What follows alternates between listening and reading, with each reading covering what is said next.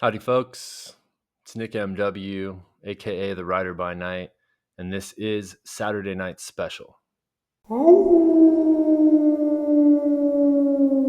Yesterday, legit family emergency with the kiddo, and had a whole completely different SNS plan for this week. Wanted to talk about more joyful things. I'm trying to keep it positive here. I don't want to on President Trump for the tariffs that are tanking the American economy. I don't want to talk about India and Pakistan pushing the doomsday clock within seconds of midnight. I want to focus on, I don't know, my newfound discovery and love of Ted Lasso, which I realize is an old show. I mean, older, pandemic era. And I should have seen it. And people already talked about it. It was already in the zeitgeist. My wife and I have just discovered it these last couple of weeks. And it's a fucking fantastic show. I mean, it's the kind of comedy I like where it's genuinely funny, like absurdly funny at times, some great humor, but there's a lot of brevity with it. Ted is, at least in season 1, was going through some, and so there's a nice balance between the humor and the realism, the pain. I think it's a great contrast. I wanted to talk about that, but we had to deal with yesterday, the situation that we had to deal with yesterday, it just took up a lot of my headspace and time. And to be honest with you, when something like this, a crisis with yourself or with your family or with a friend, when that stuff happens to you and it shakes your bedrock, it shifts your focus. At least for me, it shifts my priorities. So I think about this little YouTube channel that I do,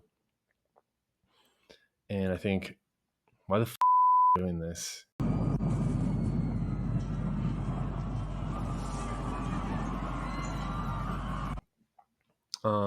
If you're feeling a certain kind of way, if you're feeling alone, if you're feeling lost, get help, seek help.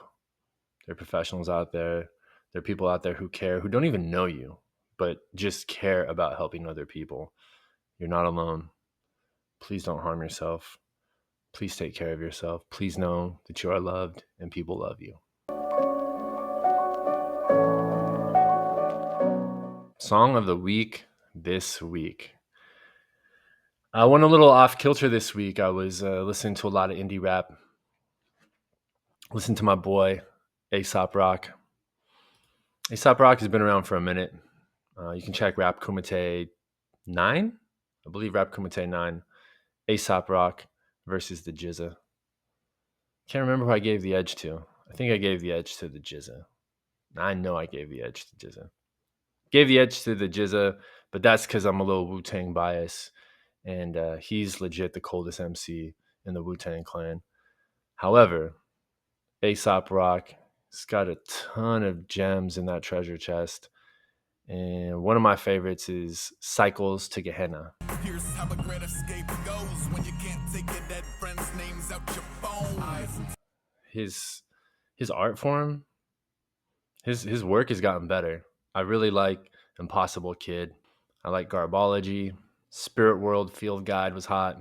Now, if I was a polished YouTuber, content creator, podcaster, whatever, vlogger, whatever we want to call this, I should have come here prepped with some notes on what the song means, the inspiration, Aesop Rock's inspiration for the song.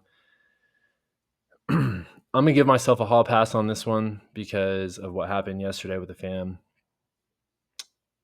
I still should have been prepared, but you know what?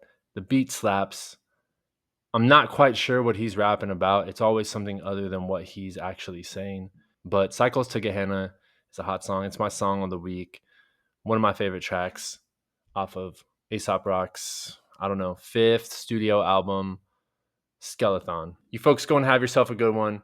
And remember to always...